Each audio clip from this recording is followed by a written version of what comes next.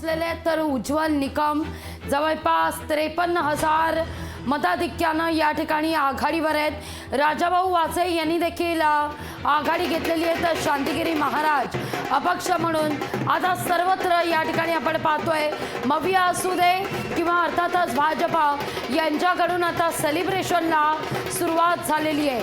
ठिकठिकाणी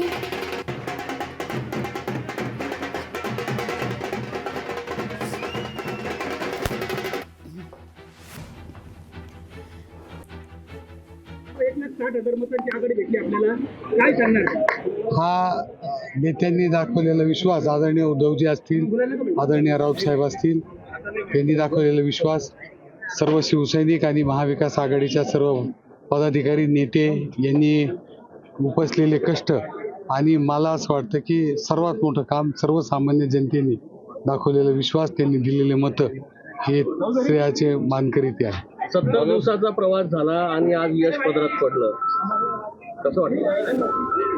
कुणालाही हे आनंददायक आहे, माझ्यासाठी सर्वत्र हे सर्व स्वप्नवित आहे।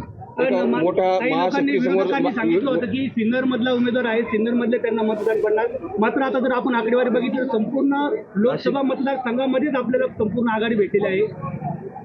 नाही, असं नाही आहे, हे टीमवर्क आहे, सगळ्यांनी मिळून काम केलं त्याच्यामुळे हे यश संपलं। एका महासत्तेच्या विरोधात आपण युद्ध करत होतो, काय सांगाल या मत जवळपास? महासत्तेच्या विरोधात लढत होती, परंतु ही धनशक्ती विरुद्ध जनशक्ती अशी लढाई झाली, जनशक्तीचा विजय झाला असं मी मानतो। भाऊ, आपण पहिल्याच अनेक ठिकाणी मुलाखती देताना इंग्लिशमध्ये भाषण केलं, इंग्लिशमध्ये मुलाखती दिल्या, आता या इंग्लिशच्या चेहऱ्याचा दिल्लीत काय फायदा होणार? हे बघ, मी मुद्दामहून इंग्लिशमध्ये बोललो नाही, माझ्यावर आरोप झाले हा खेडूत उमेदवार आहे, हा ग्रामीण भागातला उमेदवार आहे, आणि जेव्हा मला तसं विचारलं गेलं म्हणून मी त्यांना सांगितलं होतं की मी इंग्रजीत सुद्धा बोलू शकतो, तुम्ही मला इंग्रजीत प्रश्न विचारा, मी उत्तर देऊ शकतो। मी बढाईखोरपणे काही बोललो नाही, त्यांनी मला इंग्रजीत जो प्रश्न विचारला त्याचं मी इंग्रजीत उत्तर दिलं। आगामी कोणत्या प्रश्नांना प्राधान्य देणार आहात दिल्लीमध्ये? आता सर्वच तुम्हाला मी सांगतो, आश्वासनं जी आम्ही सर्व दिलेली आहेत त्याबाबत एक टाइम बाउंड प्रोग्राम होईल, त्याच्यातून आम्ही सर्वजण मिळून काम करू। लोकशाही मराठी ऐका, पहा, जागरूक रहा।